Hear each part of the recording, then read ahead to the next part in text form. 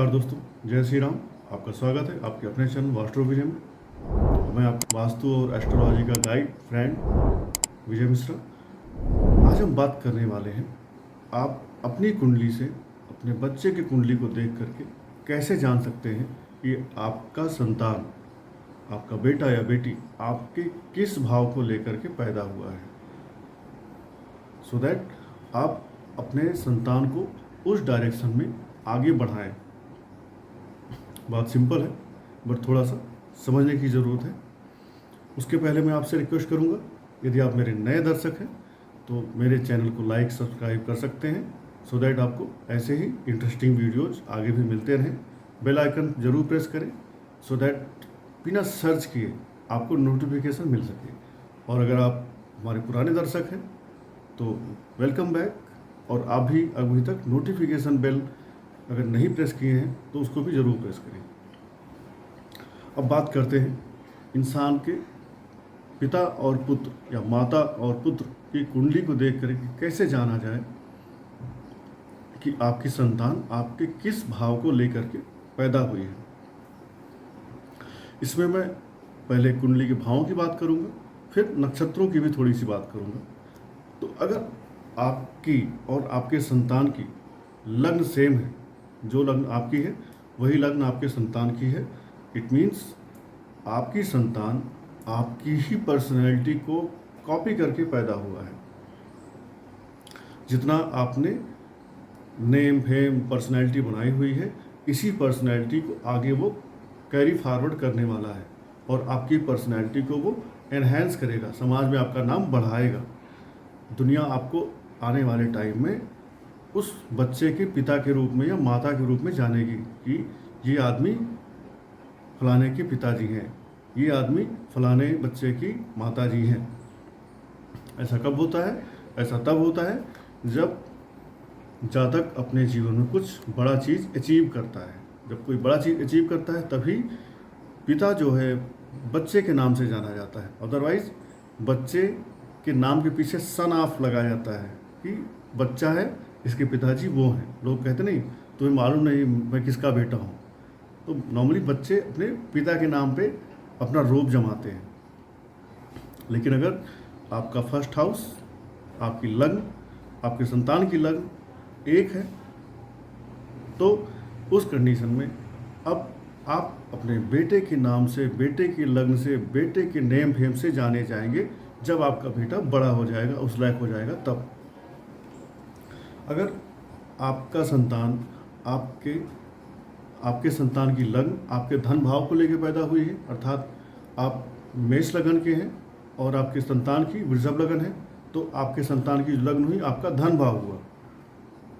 It means अब आपका बेटा आपके धन भाव को लेकर पैदा हुआ है, आपके कुटुंब भाव को लेकर पैदा हुआ है। अब आपका ये बेटा आपके परिवार के साथ रहेगा, आपके साथ रहेगा, आपको अपने परिवार में साथ लेके चलेगा। और ये जिस दिन से पैदा हुआ उस दिन से आपके जीवन में धन की वृद्धि आरंभ हो जाएगी। क्यों? क्योंकि आपके धन भाव को ये एक्टिव कर रहा है जिस दिन से पैदा हुआ उसी दिन से। तो आपके जीवन में धन का आगमन बढ़ जाएगा, आपका परिवार, आपका कुटुंब आपके साथ रहेगा और आपका संतान आपके कुटुंब को चाहने वाला होगा। राइट? यदि आप कोई फैमिली बिजनेस करते हैं तो फैमिली बिजनेस भी आपका संतान जरूर करेगा। यदि आपकी धन भाव की राशि आपके संतान के लग्न में बैठी है तो अब अगर आपके थर्ड हाउस की जो राशि है वो आपके संतान के लग्न में बैठी है तो क्या करेगा? अब आपकी संतान आपके पराक्रम को लेकर पैदा हुई है। यदि आप सोसाइटी में पराक्रम करते हैं, जो भी पराक्रम अच्छा या बुरा करते रहे हैं, उस पराक्रम को आगे बढ़ाने का जिम्मा आपके संतान का है। अब आपकी संतान आपके ही पराक्रम को आपके ही स्टाइल में आगे बढ़ाएगी। ठीक है? यदि आपने अच्छा पराक्रम किया है तो आपकी संतान उसी पराक्रम को और आगे बढ़ा करके आपकी जो जीवन में संघर्ष थे उन संघर्षों को कम करेगी। आपके जीवन में जो आपके नेटिव्स थे, जो आपके छोटे भाई बहन थे, उनके साथ भी ये अच्छा व्यवहार रखेगा, अच्छा संबंध रखेगा। अब अगर आपके फोर्थ हाउस में जो राशि लिखी है वो आपके संतान के लगन में बैठ गई है, तो क्या होगा, अब जातक आपके सुख भाव को लेकर पैदा हुआ है। जातक जिस दिन पैदा होगा या पैदा होने के पहले ही वो अपने जीवन में सुख लेके आएगा, और जितना सुख आपने भोगा है उससे ज़्यादा सुख वो भोगेगा, और सुख वो भोगेगा तो जाहिर सी बात है आपको भी सुख साथ में भोगवाएगा। बच्चा एसी में रहेगा तो माँ बाप भी एसी में रहेंगे, बच्चा कार में घूमेगा तो माँ बाप भी कार में घूमेंगे, क्योंकि बच्चा अपने आप तो कार ड्राइव करेगा नहीं। जब बड़ा होगा तो आपके लिए वो दूसरी कार ले आएगा, आप अपनी कार चलाइएगा, वो अपनी कार चलाएगा। साथ ही बच्चा भूमि, भवन, वाहन, बंगला, प्रॉपर्टी, इनके सुखों को लेके आया है। यदि आपके जीवन में भूमि, भवन, वाहन का सुख कम था तो अब ये बढ़ाने आया है, आपका फोर्थ हाउस से एक्टिव करने आया है, और आपके जीवन में जो भी सुख थे उनको ये एम्पलीफाई करेगा। अब अगर आपकी जो फिफ्थ हाउस की साइन है वो आपके संतान के लग्न में बैठी है, अर्थात आपके पंचम राशि, पंचम भाव की जो राशि है वो आपके संतान की लग्न है, तो क्या होगा, तो आपका संतान आपके पूर्व जन्म का कनेक्शन लेके आया है। पूर्व जन्म में आपकी और आपके संतान के बीच में कुछ बैलेंस रह गया है, कुछ कर्म बंधन रह गए हैं, प्लस आपकी संतान आपकी बुद्धि को भी लेके आई है। फिफ्थ हाउस इज योर बुद्धि, fifth house is your education. तो आपकी संतान आपके पूर्व जन्म से कुछ रिश्ता रखती है, आपकी बुद्धि को भी लेके आई है, कैरी फॉरवर्ड कर रही है, और आप जो पढ़ाई किए हैं उसी पढ़ाई को आपकी संतान अगर आगे फॉरवर्ड करती है, कैरी फॉरवर्ड करती है, तो आपसे बेहतर बनेगी उस पर्टिकुलर फील्ड में। सपोज आप एक एक्टर हैं और आपके संतान की भी वही फिफ्थ, आपके संतान की लग्न आपके फिफ्थ हाउस को मैच कर रही है, तो आपका बेटा आपसे बड़ा एक्टर बनेगा, आपका बेटा आपसे बड़ा डॉक्टर बन जाएगा, इंजीनियर बन जाएगा, रिसर्चर बन जाएगा। तो ये फिफ्थ हाउस का असर होगा। अब अगर आपके सिक्स्थ हाउस की राशि आपके संतान के लग्न में है, तो आपने जीवन में जो भी कष्ट सहे हैं, जो संघर्ष किए हैं, जो रोग शत्रु आपने लड़ाई की है, कहीं ना कहीं आपके संतान को भी ये चीज़ें जन्मजात मिलेंगी। जैसे माँ बाप कर्ज लेके छोड़ जाते हैं तो बच्चों को वो कर्ज भरना पड़ता है, माँ बाप किसी से दुश्मनी करके जाते हैं, वो दुश्मनी उनके बच्चों को भी झेलनी पड़ती है। तो सिक्स्थ हाउस आपको पैदाइशी कंपटीशन दे के जाएगा आपके संतान को। तो आपका जो कंपटीशन है आपने झेला, अब आपकी संतान को भी वो कंपटीशन फेस करना पड़ेगा।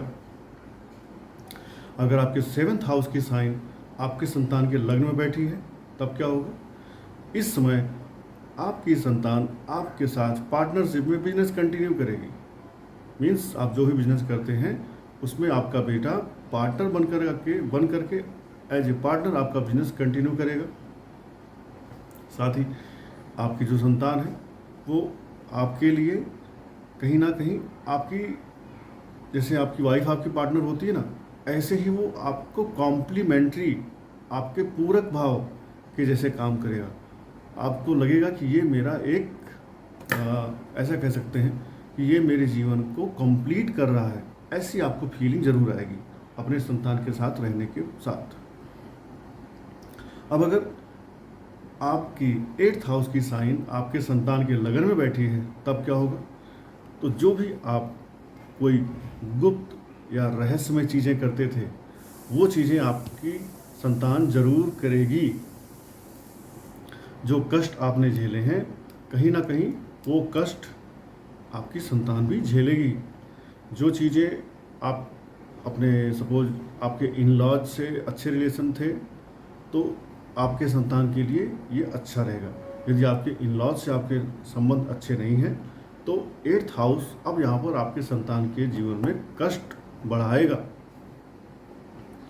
ऐसे ही अगर नाइन्थ हाउस मैच कर जाए आपके लग्न से तो क्या होगा, अब आपकी संतान आपके अगले जन्म से आपका कनेक्शन बना रही है।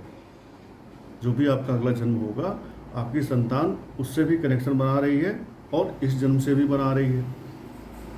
साथ ही आप जितने बड़े धार्मिक थे, ज्ञानी थे, ध्यानी थे, जितने आपको पूजा पाठ करते थे, उतना ही आपका संतान भी ज्ञानी, ध्यानी, पूजा पाठ करने वाला, धार्मिक विचार वाला, गुरु और पिता का सम्मान करने वाला होगा। अब अगर 10th हाउस आपके लग्न से मैच कर रहा है संतान का, तो क्या करेंगे? तो आपकी संतान आप जो प्रोफेशन कर रहे थे उसी प्रोफेशन को ही कैरी फॉरवर्ड करेगा। लाइक आप डॉक्टर थे, आपका बेटा डॉक्टर बन जाएगा। आप इंजीनियर थे, आपका बेटा भी इंजीनियर बनना चाहेगा।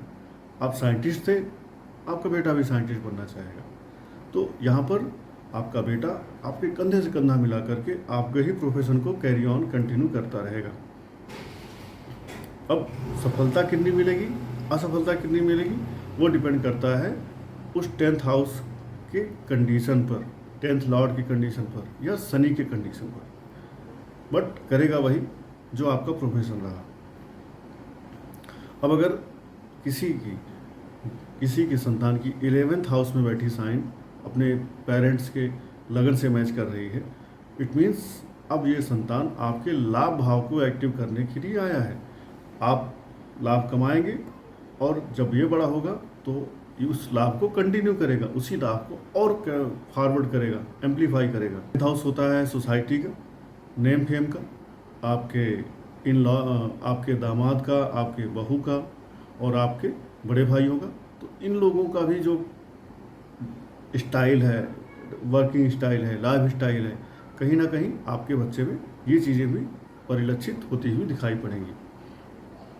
और अगर आपकी जो राशि है लग्न में वो आपके संतान के 12th हाउस में बैठ रही है, इट मीन्स अब ये बच्चा आपको मोक्ष दिलाने आया है। आपको जीवन से एक तरह से बुद्धम शरणम गच्छामि, धर्मम शरणम गच्छामि, ऐसा कुछ आपको ये फील कराने आया है। हालांकि 12th हाउस भोग का भी है, विलास का भी है, बेड प्लेजर का भी है। तो आपको, क्योंकि संतान होता ही तभी है जब आप अपने पार्टनर के साथ बेड प्लेजर में जाते हैं। तो आपकी जो संतान है आपको मोक्ष तो बाद में ले जाएगी, शुरू में आपको थोड़ा सा भोग विलास की तरफ भी ले जाएगी। और अगर 12th हाउस पीड़ित हुआ तो आपको ये जेल की और हॉस्पिटल की यात्रा भी करवा सकती है। तो इस तरह से अगर देखेंगे तो आपके संतान की जो कुंडली होती है वो आपकी कुंडली पे भी एक महत्वपूर्ण असर डालती है। और इस असर को आप देखेंगे, एनालाइज करेंगे तो आपको ये असर दिखेगा। अब हम बात करते हैं कुछ नक्षत्रों की, कैसे नक्षत्रों को देखा जाए, पिता के नक्षत्र और संतान के नक्षत्र। पिता के नक्षत्र से संतान के जन्म नक्षत्र का कैसे संबंध बनाया जाए, कैसे देखा जाए, इनकी हम बात करते हैं। ये तो था लग्न की बात। अब अगर पिता की राशि से संतान की राशि का क्रम देखेंगे, उसके आधार पर भी कुछ चीज़ें आप निकाल सकते हैं। जैसे पिता की राशि से अगर संतान की राशि 10वें स्थान पे हो, अर्थात पिता की मेष राशि है और संतान की मकर राशि हो, तो मेष से मकर 10वीं हुई, तो संतान जो होती है पिता के जैसे ही गुणवान, पिता के जैसे ही महान और पिता के जैसे ही कर्मवान होती है। और अगर बाप बेटे की राशि एक ही हो तो बेटा जो है बाप के धन के आश्रय पे अपना जीवन जीता है। बाप ने जो कमाया है बेटा कहीं ना कहीं उस धन के सहारे अपना जीवन यापन करेगा। यदि पिता की राशि से संतान की राशि 6वीं या 8वीं पढ़ रही हो, या ऐसा कह सकते हैं कि संतान की राशि पिता की राशि से अगर 6th या 8th हो रही हो, तो बाप बेटे में वैचारिक मतभेद बने रहेंगे। बाप चलेगा पूरब तो बेटा चलेगा पश्चिम। जैसे सूर्य और शनि, इनमें आपस में नहीं बनती है, हालांकि ये पिता पुत्र हैं। ऐसे ही आपके और आपके बेटे के बीच में वैचारिक मतभेद सदैव बना रहेगा यदि आपकी और आपके संतान की राशियों में 6ठे 8वें का संबंध है तो।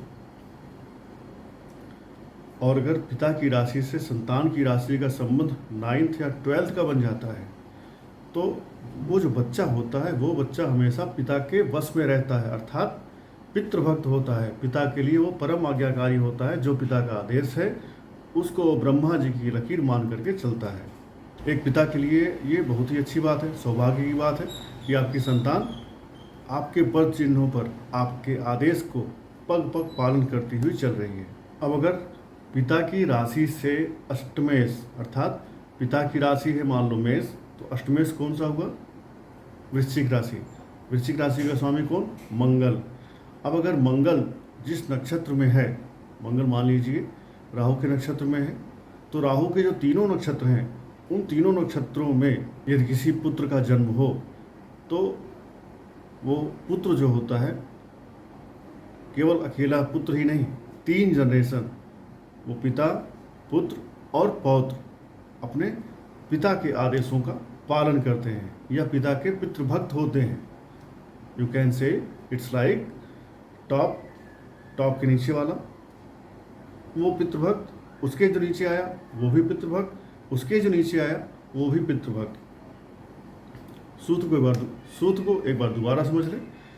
यदि पिता के राशि से जो अष्टम राशि है, उस अष्टम राशि का स्वामी जिस नक्षत्र में बैठा है, अब हर एक ग्रह के 3 नक्षत्र होते हैं, मान लो 8th लॉर्ड आपके राहु के नक्षत्र में बैठा है, तो राहु के जो 3 नक्षत्र हैं उन तीनों नक्षत्रों में यदि किसी के बच्चे का जन्म होता है तो वो जो बच्चा है, वो बच्चा, उसका बेटा, वो तीनों ही अपने पिता के आदेशों का अक्षरशः पालन करेंगे। Got it?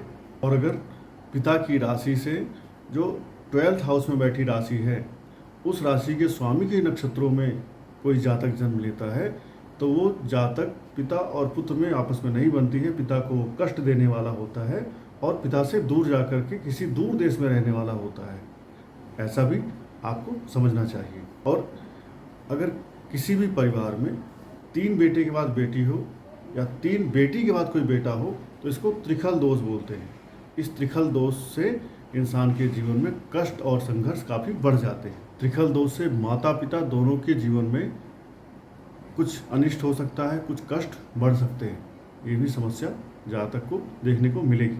और नक्षत्रों के ही मामले में एक चीज़ आपको मैं और बताना चाहूँगा, यदि किसी भी परिवार में पिता और पुत्र के जन्म नक्षत्र सेम हो, माता और पुत्री के जन्म नक्षत्र सेम हो, या 2 भाइयों के नक्षत्र सेम हो, या 2 बहनों के जन्म नक्षत्र सेम हो, तो उन दोनों में से जिस जातक की कुंडली में ग्रहों की स्थिति कमज़ोर है उसके लिए जीवन में कष्ट और संघर्ष बढ़ जाते हैं। जिस जातक की कुंडली मजबूत है वो तो जीत जाता है, वो जीवन में उतने कष्ट नहीं झेलता, बल्कि उसके जीवन में थोड़े से अच्छे पॉइंट्स, खुशियाँ आ जाती हैं। लेकिन जिसकी कुंडली कमज़ोर हुई या जिसकी कुंडली के ग्रह हार गए, वो कुंडली वाला जातक जीवन में अनेक संघर्षों को भोगता है या झेलता है, ऐसा कहेंगे। और नक्षत्रों के क्रम में ही एक होते हैं मूल संज्ञक नक्षत्र। यदि किसी भी जातक का जन्म मूल संज्ञक नक्षत्र में होता है तो उस जातक के लिए या उसकी माता के लिए या भाई के लिए या पिता के लिए या परिवार के लिए कहीं ना कहीं वो कष्ट बढ़ता है।